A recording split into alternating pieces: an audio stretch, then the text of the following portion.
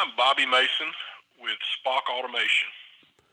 SPOC Automation. Let's start out by finding out what it is you do with SPOC Automation. Well, SPOC is a acronym actually for sensorless pump-off control. And what we do is we are an innovation automation company in the midstream and upstream market. And we primarily work around the automation of rotating equipment. So anywhere you have a electric motor on a pump or compressor or other rotating equipment, we automate those processes. We save customers a huge amount of electrical energy as well as increase production. So that's our specialty. Automation world's gotten really expanded in the last, decade and a half. Of course, it started before then, but just with the innovation behind the size and the processors. I don't know if you're familiar with Moore's Law or not, but twice the speed and doubles down in size, or maybe it's double the speed and shrinks in size at double every 18 months, and we're still seeing that. So automation is getting beyond belief. So what you said, midstream and upstream, talk to me a little bit more specifically about, are you involved in any of the pipelines? Are you involved just on well site? Just some of the specifics where you can find your automation. Actually, both. We are a big player in all of the artificial lift methods that require an electric motor to operate them, as well as the midstream. We're big in the water handling, saltwater disposal business. We've got over 70,000 of our units out in the field. We're kind of the best kept secret in the industry in that we also work with a lot of OEMs, pump manufacturers and multinationals that service companies, and we brand label and build their variable frequency drive equipment. That's our core that we center most of our automation around, is variable frequency drives. World of technology, I always have to ask about the learning curve, the growing pains, the education factor when it comes to, people don't like change. At the end of the day, people resist it and they try to figure out ways against it. And there's a lot of change going on in the world right now. So I think there's a lot more acceptance going on to something like this. But talk to me about those growing pains, about the just educating people and people's acceptance as you're bringing this into the marketplace. Well, the beauty of what we do is that for over 20 years we've been in this space, and the automation has come around to a level where I have charged all of our engineers for decades to take an iPhone approach. Have you ever read the manual on your iPhone on how to turn it on or navigate or load an app? No, I use it to hold a house plant, actually. Gives it a little bit of space off the ground because it's so thick. Anyway. We take a complex piece of automation equipment, and then we take that iPhone approach. We put a touch screen on it, an operator interface that would take that intuitive, easy, you really don't have to read the manual if you know what your processes are. We do, and we build product for rod pumps, for ESPs, for saltwater disposals, for compressors, and all of the knowledge around those applications is then formatted to make it easy for the user. And actually, as far as intimidation, it takes the intimidation out, because we take complex control and automation and we make it user-friendly. That's actually, even during this pandemic, we came up with a very innovative idea to share some of our intellectual gifts and knowledge that we've been blessed with. And we started a video series. I think we've put out 30 or 35 so far, where we call it a 2-minute drive, and it's a quick, short video to teach you how you can help increase uptime, increase efficiencies, how to get equipment tuned correctly, all these things are ideas. And then, of course, we've got frequently asked question videos on the website. So we really take a huge approach of making our equipment easy, and we've got 24/7 tech support. So we do all the things that try to take that intimidation of automation. And what we find is most operators, after they get our equipment, they love it, and they see that it's a tool to assist them, not to replace them. Another arrow in the quiver of uses in the oil and gas industry. And I was looking at your website, the SPOC Automation website, last week before the interview, and I remember seeing in your area about the iPad. When you mentioned the iPad, that brought it back to where you're doing some interfacing with the iPad, and then you mentioning the manuals and just kind of that whole thing. It brought me back to an interview I did about 8 years ago with a gal who was Comply 360. Carrie Frank was her name, and she had done some automation in the airline industry, to where they basically replaced those black boxes that pilots would bring on to the airline and under the cockpit with them. And it took her years, of course, because there was back then, 8-10 years ago, iPads were just starting out, and of course, bigger companies and governments and that sort of thing. They're a little bit slow going compared to small business, which is designed to be quick and nimble. And so, which you just, even though you're not small business, you just mentioned about how you guys came up with some new innovation during the pandemic, which we're going to get to in just a second.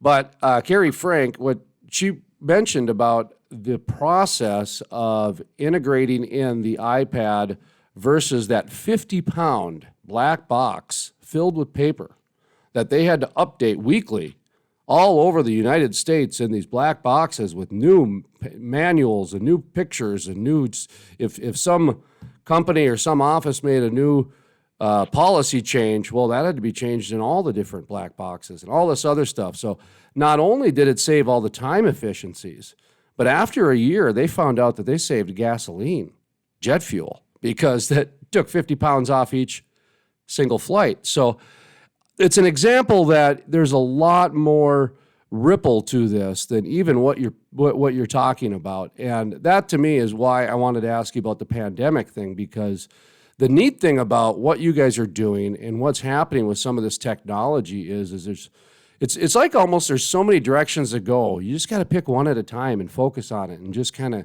go with that. And so anyway, I'm not sure if you understand what I'm talking about or if I'm just No, I absolutely do. It actually is a perfect segue into, we have a product called Well Optix, which is a SCADA, supervisory control and data acquisition.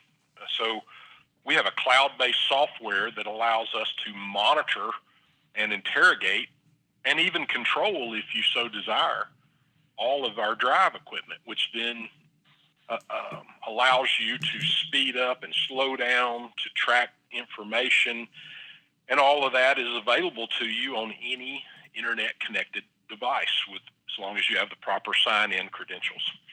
And so your example is actually exactly what we can do. Instead of sending that pumper out every day to go to the same spot and write it all down in his log book, his notebook, we can collect all that information for you electronically. And let's just say you had a problem on a well site. If it was a problem with our equipment, we can actually interrogate it remotely and give you some indication on what is wrong before you ever dispatch someone to the well site. So, yeah, I completely understand what you're talking about. It's amazing to me how the big data is really going to change oil and gas. And I was having a conversation this week with a gentleman about that, about how we're just really scratching the surface with a lot of this big data. Up in my neck of the woods where I came out of, the Bakken, we've been tracking that core samples and core information since the 50s. And they got a library named the Laird Library that has all that information. So the thing about the Bakken is that everybody knew where everything was. So they just it's a price play at this point, because all that information was there. Well, Montana and Texas and some of these other states, they have that now, but there's still a lot of geography out there that's untapped, and they're still learning things every day. So talk to me about how you view big data and how you see that coming into play over the next 3, 4, 5, I don't know, whatever, tomorrow, I guess, because when I was in school back in the 90s, to age myself, college freshmen that were learning certain technologies, that was obsolete by the time they graduated college. I remember they were teaching us Lotus when I was a freshman, and by the time I was a senior, nobody ever heard of Lotus. And so, well, I won't age myself and say that I actually saw punch cards. I was gonna bring up, what did you got, circle punch cards or what, man? What kids don't, a lot of kids don't understand is that some of the big corporate banks that we're talking about in our life right now used to run multi-billion, trillion-dollar economies based on punch cards. Circular punch cards is what ran our economy. So anyway, but let's not bore people out there with punch card talk. Data is a really hot buzzword, but if it's not usable data, then it's just clutter. It's noise. One of the things I'm super excited about is actually doing the data collection at the process level, because that gives you a window into your equipment. Our next generation drives that we're going to be launching first quarter, I am so excited about what we've come up with and the things that we're going to be able to do. A great example of that would be, because of additional sensors, because we're collecting so much data at your location, now I know the life expectancy through data and sensors of your motor, let's just say. What if you had the ability to speed up and slow down and then predict the life of that electric motor? So if I run this process at this speed with this load, I've got, let's just say, 19 months left in the life of that motor. But if I speed it up by 1 hertz or 2 hertz, or slow it down, I adjust that and I can see that information, and then I know that I'm going to get 24 months out of that if I slow it down by 1 hertz. Well, what if even better, I could be proactive instead of reactive, and I could set alarms in my system that say, okay, 2 months out from the predicted end of life, order the motor, and then do a scheduled maintenance on it versus, everything's down, now I've got to shut in a whole field because of my saltwater disposal prime mover is down. And I mean, just quit being reactive. And that's one of the beauties of data that's used correctly instead of just being data, if that makes sense. So I want to ask you, when you're sitting across the table from a geologist or a CEO or a general manager, whoever the decision maker is at that particular moment in time, how this is, I guess, more for me than anything else, how do you corral in some of the imaginations in the room? Because big data can go a lot of different ways, and the horse can get out of the barn really quick. And for somebody who wants to help, or somebody who's thinks that they can do too much, too little, too fast, they could say yes to almost anything with big data. So I guess the question is management of the data. Talk to me a little bit about how you guys are finding success with that. Well, because we focus on the process, that helps a lot, first of all. We're controlling processes, whether that's pumping or compression or whatever that rotating equipment is. And so we're bringing in process data around that, field kills, pressures, safety switches, all of those type things. And we can make then intelligent decisions to try to maximize all of that by using that data in that way. And we don't bring in unnecessary data. There's a lot more data we could collect, and if a customer has a need, then obviously we can accommodate. But we have a skill set that we try to deploy to help them understand what is beneficial, and then if they have other things that they need for other reasons, we bring that data in and pass it on to their systems that would handle that. And one more question I have to ask you about SPOC Automation. How many people out of 10 bring up Star Trek or Star Wars? Which one is Spock? Star Trek, right? Yeah, there we go. Well, we get it a lot, and as a matter of fact, we made up shirts. Probably they're some of the most popular T-shirts we give away, and they say "Pump long and prosper." So we embrace it, and it is good name recognition. And then when we tell them it stands for actually sensorless pump off control, where we wrote some software that resides inside of our drive to allow you to do pump off control, they see the connection. And did anybody, did you guys embrace that early, or did you resist it at first? Talk to me about the story behind that, because, I mean, SPOC is a very unique name, and it's like Lexus. You hear it and just boom, you think of something immediately. So it's a great attention getter, but at the same time, I can imagine there was some, okay, guys, we're not transporting people here. We're doing other types of automation. So it's neat and clever, and it's great you embraced it. So, did you resist it at first, or did you embrace it early on? No, we actually, as soon as we came up with it, we knew we had a winner.